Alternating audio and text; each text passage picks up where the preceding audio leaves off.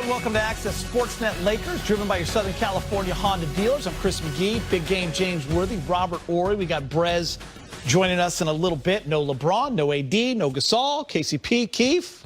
But that's okay. We got to see some of the new Lakers. We got to see some of the younger, older Lakers, THT and Kuz still on the team. A lot of fun, James, for a preseason game playing against the Clippers. Everyone just kind of feeling it out. Lakers get the win. Played hard. Talk about a quick turnaround for the Lakers. You know, it seems like last week we're in here celebrating the championship, and here they are playing their first preseason game. I like what I saw.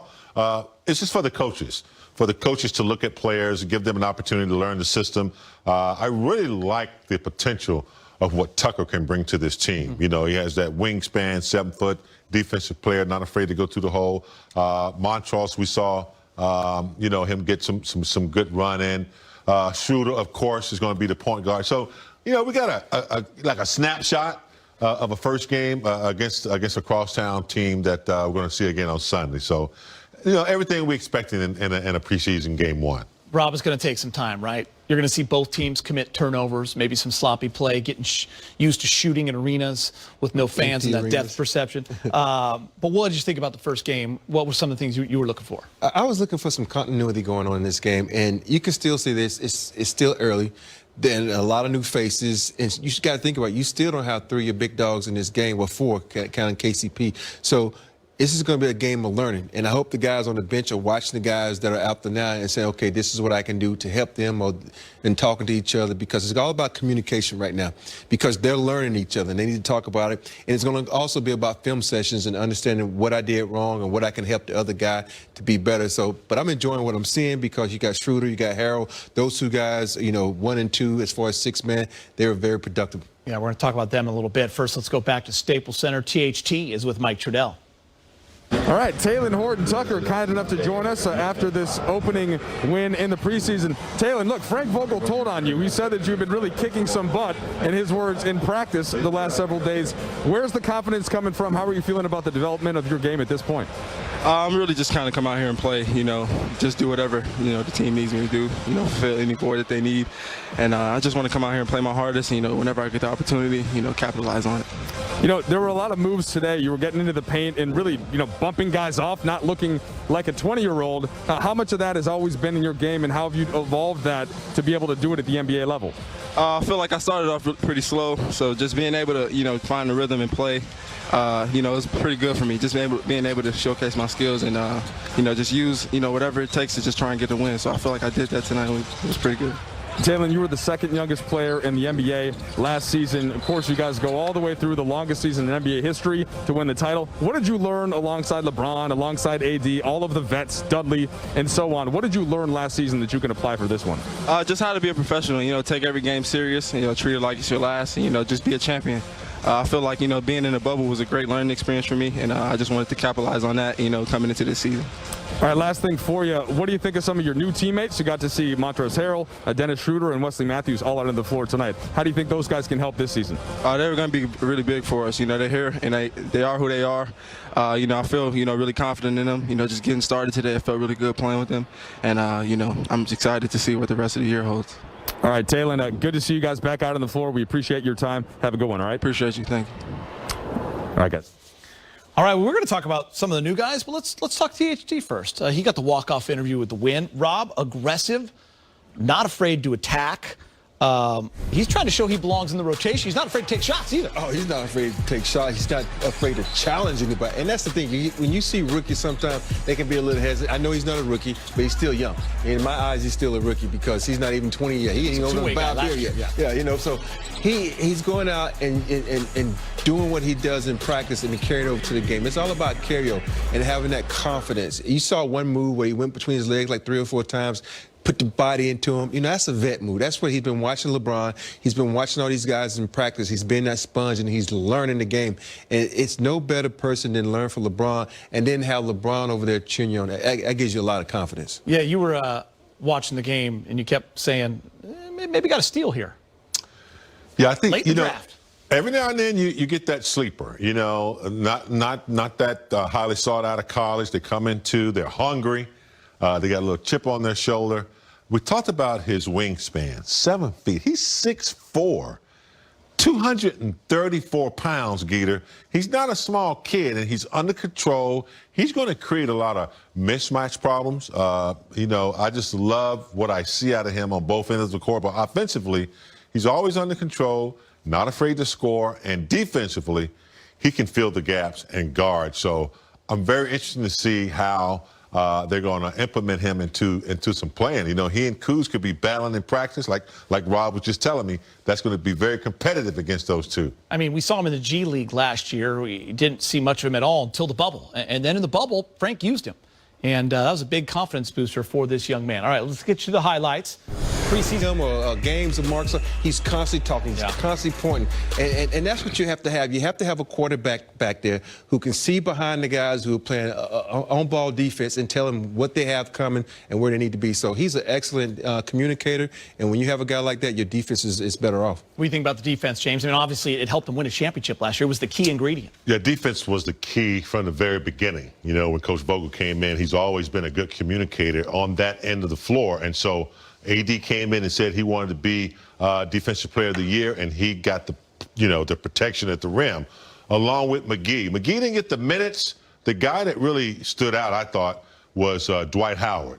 So losing him off the bench, what he was able to do against Jokic, you bring in Marc Gasol, you get a similar type player. Rob said it, very intelligent, maybe doesn't have the leaping ability, the verticality, but definitely, wise. I'm sure he and LeBron have a conversation about that. Was it 2012 Defensive Player of the Year? Yeah. He said Gasol's got his trophy in his house.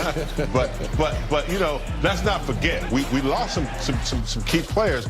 But look, Caruso, defensive, intangibles. Pope really picked it up defensive. So you still have the nucleus, and when you bring in Montrez and players like that, I think they're not going to lose a step defensively. They might not have as many, shots blocked, but their defense is going to stand up, I think. All right.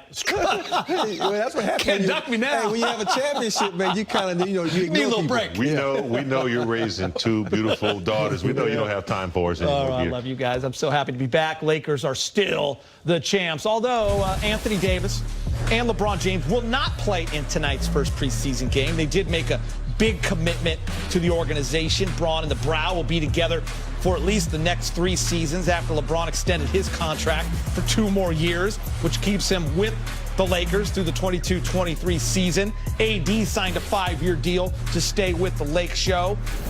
Here's what those contracts look like. Big numbers for big-time guys. And after inking their new deals, LeBron discussed why it was important to sign long-term. Well, what it means that we're here and we're committed to this franchise. We're going to give everything that we got to this franchise. That's what it's all about. And the Lakers believe in us, and and they rewarded us with those contracts, and we just try to go out there and earn them every day. Both on the floor and off the floor, try to make an impact not only at what we do on the floor, but also make an impact off the floor and how we carry ourselves as men as well. So, it's a great partnership.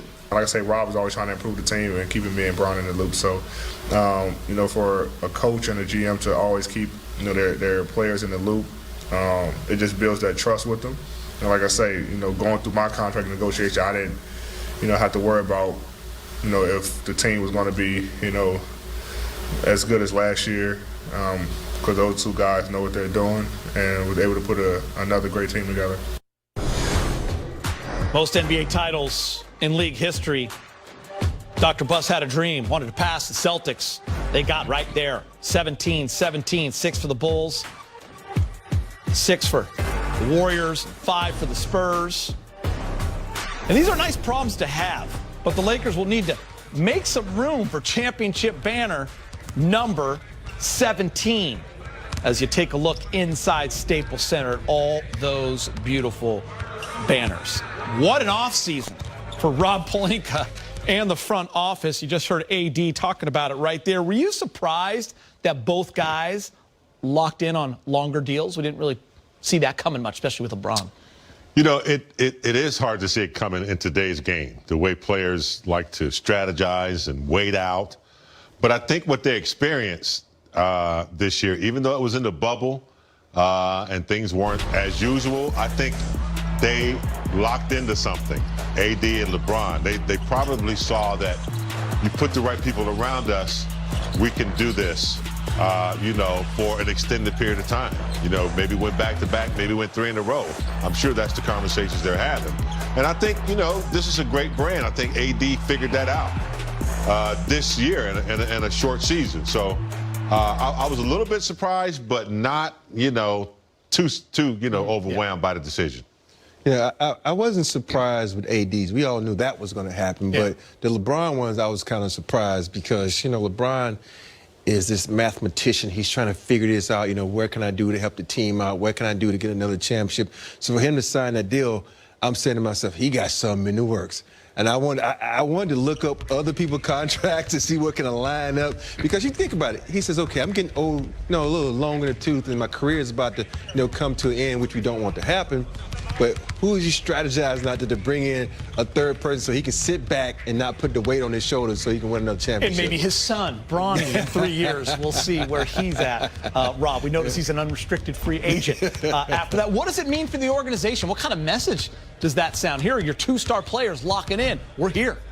Yeah, after so many years of not getting to the finals and, you know, being disappointed with you know, multiple injuries that, you know, got in the way of us making that progress, and then, you know, having Kobe's legacy and the way LeBron and AD and all the players younger than that followed that, I think it means the world for them to lock in to an organization that's done it in the 80s. They've done it during Rob's era, and now they're starting to do it again. So you know, I think it's a great brand to be with, a great city to be in, and a lot of things can be done here in this.